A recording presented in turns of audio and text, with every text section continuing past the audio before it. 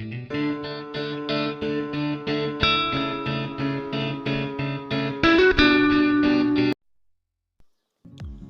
todos bienvenidos a un nuevo de mis videos. Mi nombre es Everardo López.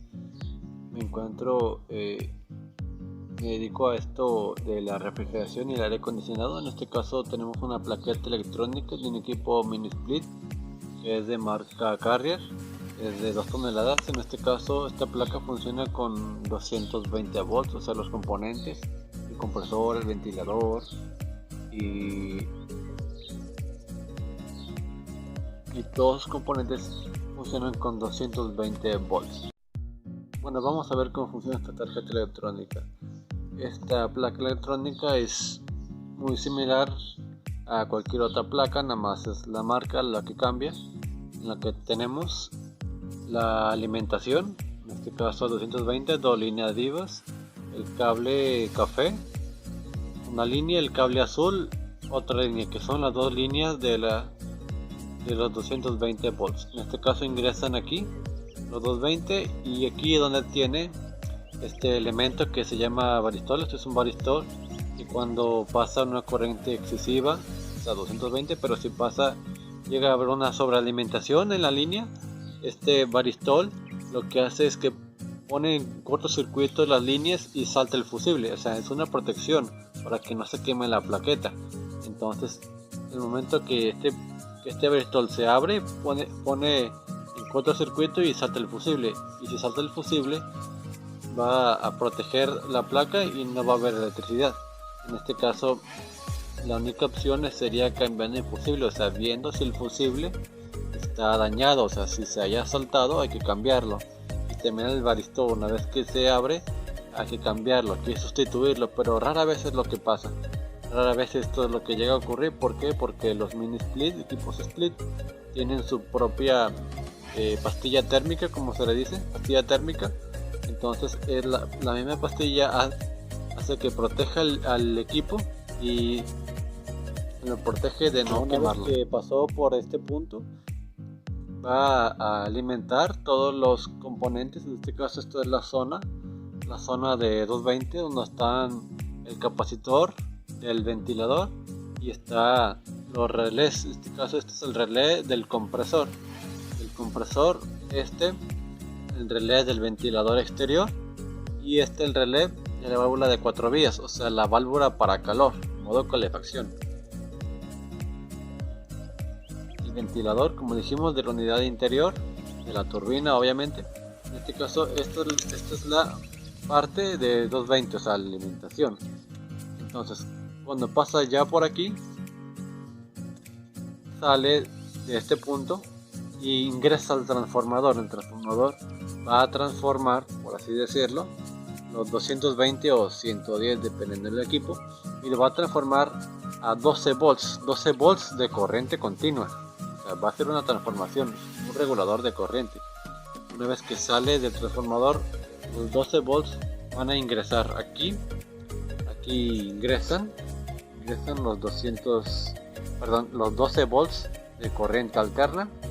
Una vez que entra por aquí, pasa a través de un puente de diodos. Este puente de diodos que ustedes ven aquí es donde la corriente, 12 volts para el transformador, llega a la corriente y la corriente tiene que ser rectificada. O sea, con este puente de diodos la corriente se va a rectificar, o sea, va a pasar de alterna a continua con este puente de diodos.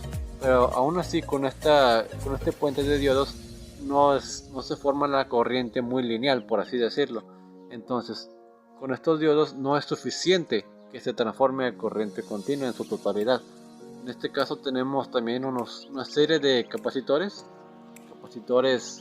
donde la corriente se va a filtrar, o sea, se va a almacenar en ellos, y lo que van a tratar de hacer estos capacitores es que la van a almacenar y la van a filtrar y a pasarla de alterna. Si quedó por ahí un pequeño ruido, o sea, genera ruido la corriente alterna, o sea, la plaqueta no puede estar trabajando con ruidos en la alimentación. Entonces por eso están los capacitores, para tratar de que ese ruido sea eliminado. Y una vez que salen de los filtros, de los capacitores, llega este regulador de tensión. ustedes ven aquí, este es un regulador de tensión junto con un disipador de calor. Este regulador es el que va a transformar los 12 volts de corriente continua a 5 volts de corriente continua. O sea, 5 volts que alimenta, o sea, el microprocesador, el cerebro de la unidad, que si este no funciona, nada va a funcionar en lo absoluto.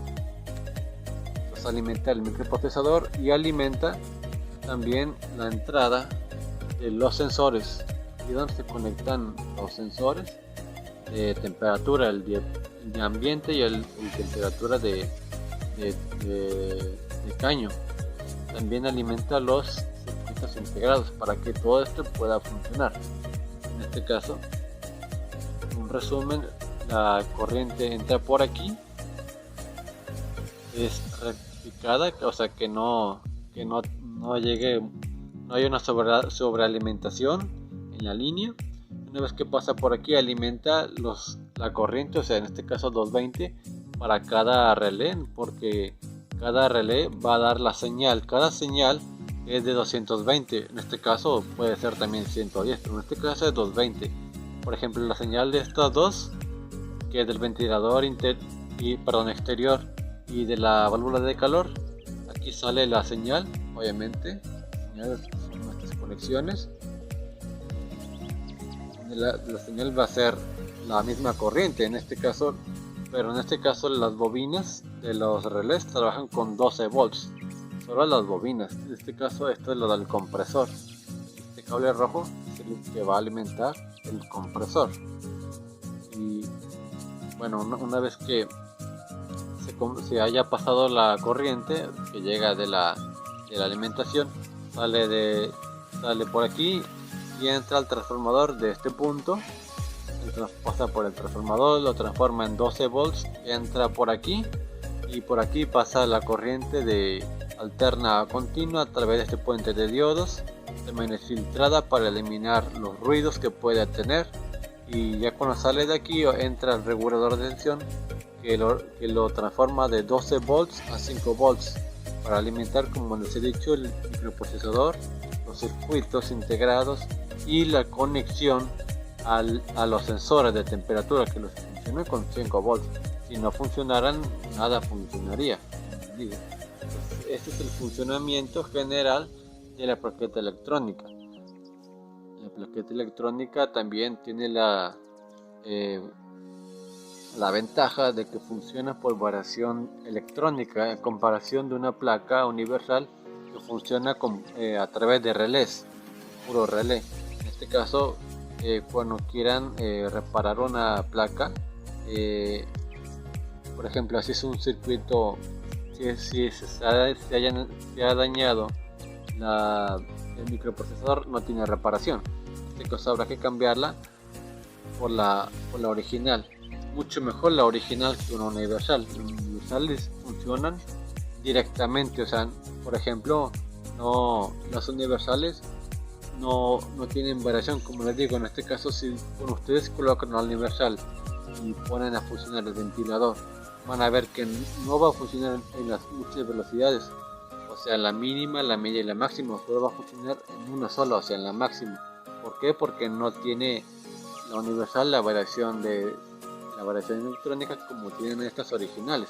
Entonces, si consiguen una original, pues es mucho mejor, porque hace mejor el trabajo, a diferencia de la nuestra. Y hemos llegado, realmente este es funcionamiento pues general de las plaquetas electrónicas. No tienen mucha ciencia, nada más con que sepas, pues sí, o sea, no es mucho lo que tienes que aprender, nada más conceptos básicos que sepas de electricidad, de electrónica.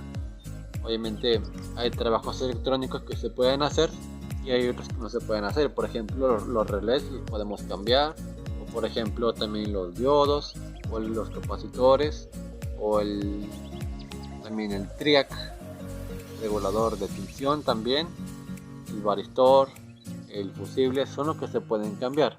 Pero ya, por ejemplo, los integrados o el microprocesador, esos ya no se pueden cambiar porque ya vienen de fábrica integrados en la plaqueta. Entonces, si uno de los dos falla, habrá que sustituir la plaqueta por una nueva. Bueno, esto ha sido todo por hoy, espero que os haya gustado. Los invito a suscribirse a mi canal de YouTube como Gerardo López, también en mis redes sociales abajo del video, y hasta la próxima.